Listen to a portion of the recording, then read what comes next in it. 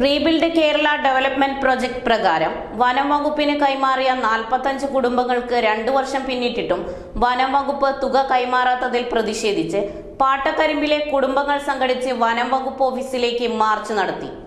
നാട്ടുകാർ ചേർന്ന് വനം വകുപ്പ് ഓഫീസിലേക്ക് നടത്തിയ മാർച്ച് അമരമ്പലം ഗ്രാമപഞ്ചായത്ത് അംഗം വി.കെ. ബാലസുബ്രഹ്മണ്യൻ ഉദ്ഘാടനം ചെയ്തു.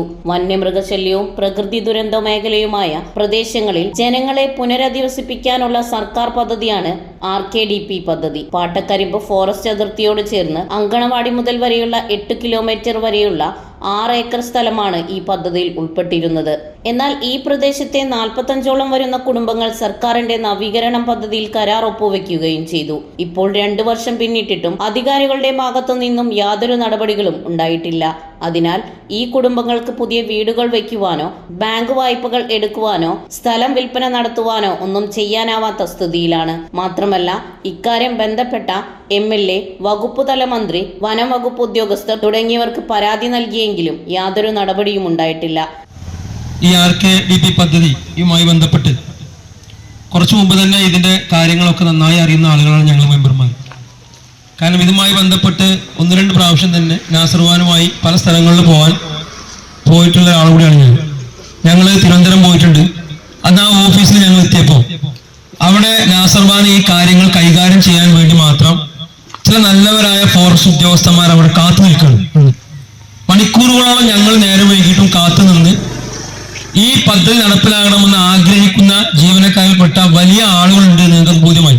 പക്ഷെ അന്ന് ആ സർക്കാർ ഓഫീസിനകത്ത് ഞങ്ങൾ പോയപ്പോൾ ഞങ്ങൾക്ക് മനസ്സിലായത് എവിടെയൊക്കെയോ ചില ആളുകളുടെ കടുംപിടുത്ത പ്രകാരം ഫണ്ട് മറ്റു മേഖല ഈ അപേക്ഷ കൊടുത്തതിന് ശേഷമുള്ള മേഖലയിലേക്ക് പോകുന്നുണ്ടെന്നൊരു സംശയമുണ്ട്.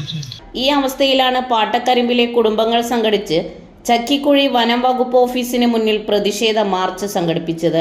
ജനകീയ കമ്മിറ്റി ചെയർമാൻ അബൂബക്കർ പറശ്ശേരി അധ്യക്ഷത വഹിച്ചു. അതിന്റെ അടിസ്ഥാനത്തിലാണ് 2022 നമ്മൾ ഈ പരിപാടി തുടങ്ങിയത്. ഇപ്പൊ 24 ഒക്ടോബർ മാസമായി, നവംബർ മാസം നാളെ തുടങ്ങാം. 2 വർഷത്തിലധികമായി നമ്മൾ ഈ പരിപാടിയുമായിട്ട് നാളെ കിട്ടും എന്ന് പറയുന്ന ഈ എന്താ പറയാ കോഴിക്കുട്ടിക്ക് കൊടുക്കും പോലെ നാളെ എന്ന് പറഞ്ഞു പോകുന്ന ആ രീതിയിലുള്ള ചർച്ചകൾ മുന്നോട്ട് പോവുകയാണ്. അത് പറ്റില്ല. ഞങ്ങള് ഇവിടുത്തെ പ്രക്ഷോഭത്തിന് പുറമെ കഴിഞ്ഞ വർഷം ഞാനും നാസർബാൻ അടക്കമുള്ള പ്രതിപക്ഷ മെമ്പർമാർ ഇക്കാര്യങ്ങൾ കൊണ്ട് തിരുവനന്തപുരത്ത് പോയി അവിടുത്തെ ഡിപ്പാർട്ട്മെന്റ് തലത്തിലുള്ള അന്വേഷണങ്ങൾ നടത്തി. അപ്പോഴും പറഞ്ഞു എത്രയും പെട്ടെന്ന് നിങ്ങൾക്ക് തരാനുള്ള ഫണ്ട് തന്നിരിക്കും. ഇപ്പൊ പല ഭാഗങ്ങളിലും ഫണ്ട് വിതരണം ചെയ്യുന്നുണ്ട്. സമരസമിതി ചെയർമാനും വാർഡ് അംഗവുമായ MT നാസർബാൻ മുഖ്യപ്രഭാഷണം നടത്തി. ചടങ്ങിൽ കൺവീനർ കുഞ്ഞാപ്പ, ഗ്രാമപഞ്ചായത്ത് അംഗങ്ങളായ നിഷാദ് പൊട്ടങ്ങൽ, VP അഫീഫ, MA റസാഖ് തുടങ്ങിയവർ പങ്കെടുത്തു. കൺവീനർ VP കുഞ്ഞു മുഹമ്മദ് സ്വാഗതവും ലത്തീഫ് മൗലവി നന്ദിയും പറഞ്ഞു. ന്യൂസ് 99 മലപ്പുറം.